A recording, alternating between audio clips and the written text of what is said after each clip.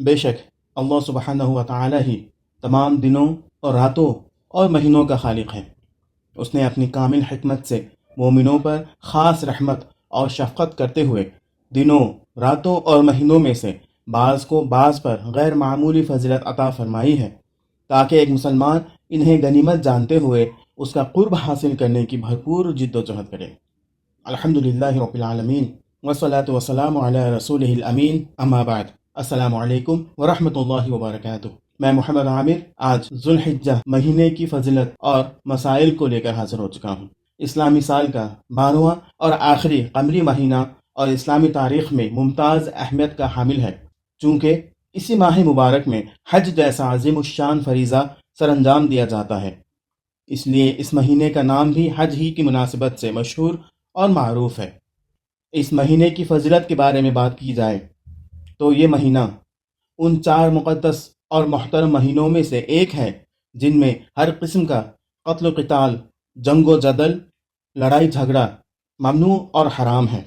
اللہ رب العزت کا فرمان ہے، جس دن سے اس نے آسمانوں اور زمین کو پیدا کیا ہے اسی دن سے اللہ کے ہاں اللہ کی کتاب میں مہینوں کی تعداد 12 ہے، جن میں سے 4 حرمت والے مہینے ہیں۔ صحیح بخاری کی حدیث نمبر 4406 میں یہ حدیث ارشاد ہوئی ہے کہ سال 12 مہینوں کا ہے، اس میں 4 مہینے حرمت والے ہیں، 3 ذوالقعدہ، ذوالحجہ اور محرم تو لگاتار ہیں، اور ایک رجب ہے۔ نیز فرمایا، تمہارے خون اور تمہارے اموال تم پر اسی طرح حرام ہے جس طرح تمہارا یہ دن تمہارے اس شہر میں اور تمہارے اس مہینے میں حرمت کا باعث ہے۔ اس مہینے کے خصائص میں سے ایک یہ بھی ہے کہ اسی مہینے میں دنیا بھر سے تمام مسلمان فریضہ حج کی ادائیگی کے لیے بیت اللہ کا رخ کرتے ہیں۔ اللہ رب العزت کا فرمان ہے، حج کے چند ہی مہینے ہیں جو مقرر اور معلوم ہیں، یعنی عمرہ تو سال میں کسی بھی وقت اور مہینے میں کیا جا سکتا ہے، لیکن حج صرف چند مخصوص دنوں میں ہی کیا جائے گا۔ اس مہینے کے شروع کے 10 دن کے فضائل اور اعمال اس طرح ہیں۔ ذی الحجہ کے شروع کے 10 دن کے 10واں دن یوم نحر یعنی قربانی کا دن ہے۔ کتاب و سنت کی روح سے ان دنوں میں کیے گئے نیک اعمال باقی ایام کی عبادات سے افضل اور برتر ہیں۔ اللہ رب العزت کا فرمان ہے، اور قسم ہے وقت فجر کی، اور قسم ہے 10 راتوں کی۔ عبداللہ ابن عباس رضی اللہ تعالی عنہما بیان کرتے ہیں کہ رسول اللہ صلی اللہ علیہ وسلم نے ارشاد فرمایا، اللہ تعالیٰ کو کسی دن کا کوئی نیک عمل اس قدر پسندیدہ نہیں ہے جتنا کہ ان دنوں میں پسندیدہ اور محبوب ہے، یعنی ذی الحجہ کے پہلے 10 دنوں میں۔ صحابہ رضی اللہ تعالی عنہم نے کہا، اے اللہ کے رسول صلی اللہ علیہ وسلم، کیا جہاد فی سبیل اللہ بھی نہیں؟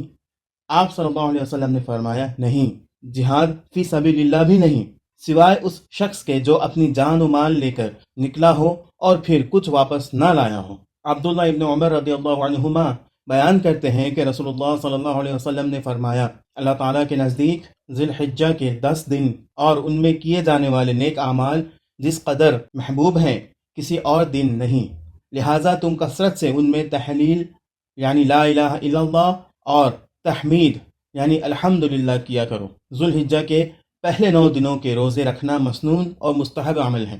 رسول اللہ صلی اللہ علیہ وسلم ذو الحجہ کے پہلے 9 دن، محرم میں عاشورہ، ہر مہینے میں 3 دن اور ہر مہینے کے پہلے سوموار اور جمعرات کو روزہ رکھا کرتے تھے۔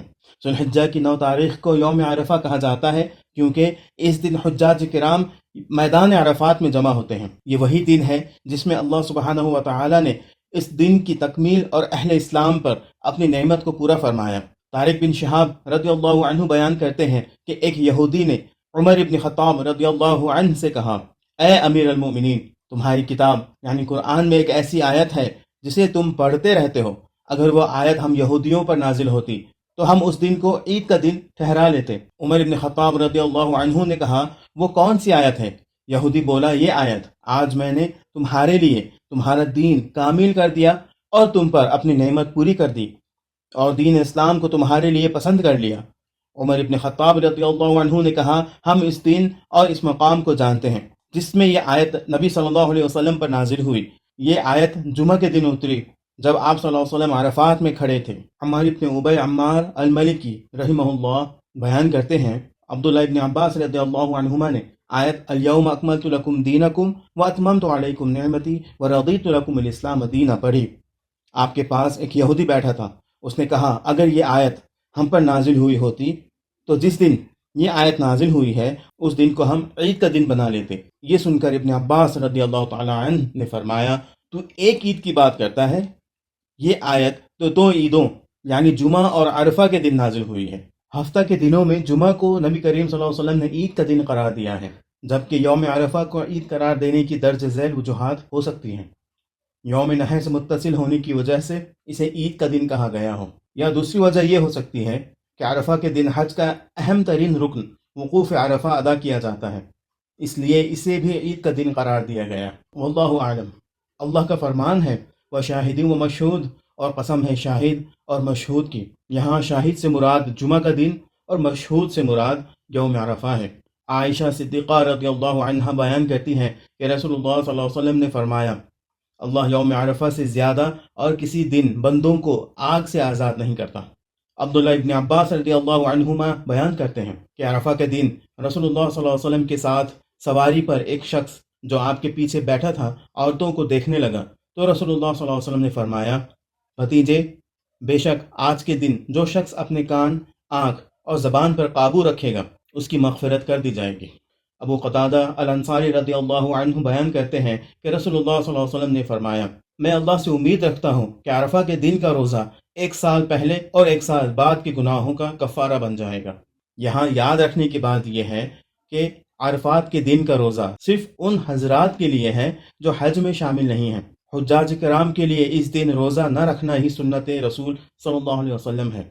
ذی الحجہ کا 10واں دن یوم نحر کہلاتا ہے۔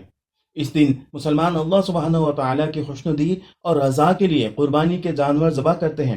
ذی الحجہ کے 11ویں دن حجاج کرام کے مینا میں قیام کرنے کی وجہ سے اس دن کو یوم قر کہتے ہیں۔ اللہ رب العزت کا فرمان ہے وَالشَّفْعِ وَالْوَتْرِ۔ عبداللہ ابن عباس رضی اللہ عنہما نے فرمایا، یہاں الشفع سے مراد یوم نحر ہے اور الوتر سے مراد یوم عرفہ ہے۔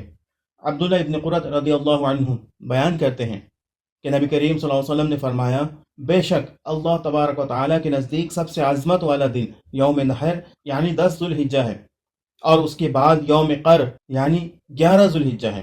حافظ ابن قیم رحمہ اللہ فرماتے ہیں، ہفتہ کے تمام دنوں میں جمعہ کا دن اور سال کے تمام دنوں میں یوم نحر افضل ہے، بس یوم نحر سال کے تمام دنوں میں افضل ہے جن میں جمعہ اور دیگر ایام بھی آ جاتے ہیں۔ اللہ رب العزت کا ارشاد ہے، اللہ اور اس کے رسول کی جانب سے حج اکبر کے دن تمام لوگوں کی طرف صاف اعلان ہے کہ اللہ اور اس کا رسول مشرکوں سے بری الذمہ ہیں۔ علی بن طالب رضی اللہ عنہ بیان کرتے ہیں، میں نے رسول اللہ صلی اللہ علیہ وسلم سے حج اکبر کے بارے میں پوچھا کہ یہ کون سا دن ہے، تو آپ صلی اللہ علیہ وسلم نے فرمایا یوم نحر۔ ذی الحجہ کی 11ویں، 12ویں اور 13ویں تاریخ کو ایام تشریق یا ایام معدودات کہا جاتا ہے۔ یہ دن کھانے پینے اور ذکر اور اذکار کے لیے مخصوص ہیں۔ اللہ رب العزت کا فرمان ہے وَاذْكُرُوا اللَّهَ فِي أَيَّامٍ مَّعْدُودَاتٍ، اور گنتی کے ان چند دنوں میں اللہ کو خوب یاد کرو۔ سعید بن جبیر رحمہ اللہ بیان کرتے ہیں کہ عبداللہ ابن عباس رضی اللہ عنہما نے آیت وَاذْكُرُوا اللَّهَ فِي أَيَّامٍ مَّعْدُودَاتٍ کے بارے میں فرمایا، ان ایام سے مراد ایام تشریق ہیں۔ رسول اللہ صلی اللہ علیہ وسلم نے فرمایا، تشریق کے دن کھانے پینے اور اللہ کے ذکر کا دن ہے۔ عقبہ بن عامر رضی اللہ عنہ بیان کرتے ہیں کہ رسول اللہ صلی اللہ علیہ وسلم نے فرمایا، عرفہ کا دن، قربانی کا دن اور ایام تشریق ہم اہل اسلام کے عید اور کھانے پینے کے دن ہیں۔ ذی الحجہ کے ان ایام میں تکبیر، تحلیل اور تحمید کا خصوصی اہتمام کرنا چاہیے۔ علی بن ابی طالب رضی اللہ عنہ عرفہ کے دن نماز فجر سے لے کر 13 ذی الحجہ کی نماز عصر کے بعد تک مسلسل تکبیرات پڑھا کرتے تھے۔ ضحاک بن مزاحم الطبعی رحمہ اللہ عرفہ کے دن نماز فجر سے لے کر آخری یوم تشریق کی نماز عصر تک تکبیرات کہا کرتے تھے۔ بعض سلف الصالحین سے تکبیرات کے مختلف الفاظ ثابت ہیں۔ امام ابراہیم النخعی رحمہ اللہ کے نزدیک تکبیرات کے الفاظ اللہ اکبر، اللہ اکبر، لا الہ الا اللہ، اللہ اکبر، اللہ اکبر وللہ الحمد ہیں۔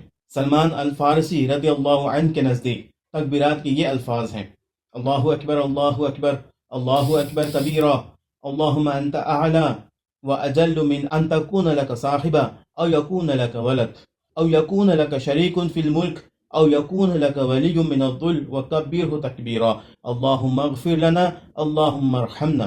عبداللہ ابن عباس رضی اللہ عنہما کے نزدیک تکبیرات کے یہ الفاظ ہیں، اللہ اکبر کبیرا، اللہ اکبر کبیرا، اللہ اکبر واجل، اللہ اکبر وللہ الحمد۔ اللہ اکبر اللہ اکبر اللہ اکبر وللہ الحمد اللہ اکبر واجل اللہ اکبر علی ما ہدانا۔